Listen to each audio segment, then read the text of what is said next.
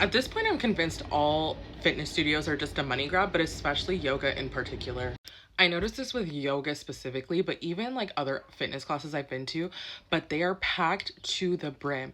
And yoga is one of those things where it can't be that packed or else it impacts the experience. And it's getting really annoying.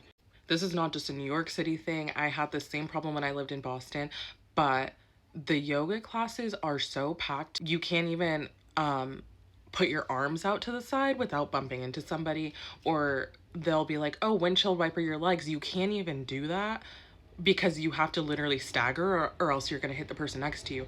And it's like, okay, like I understand you want to get as many people in the class as possible, but like that also impacts the experience.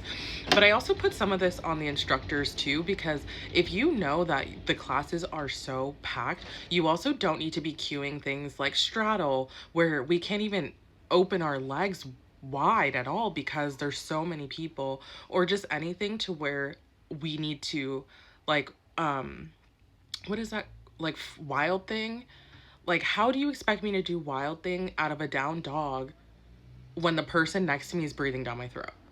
And one of my biggest pet peeves is like people walking on my mat. But at this point, it's like I feel like I can't even be upset about that anymore because there's so many people in the class. There's not even a wide enough walkway. Like the spaces between the mats are a little bit wider than the average size foot.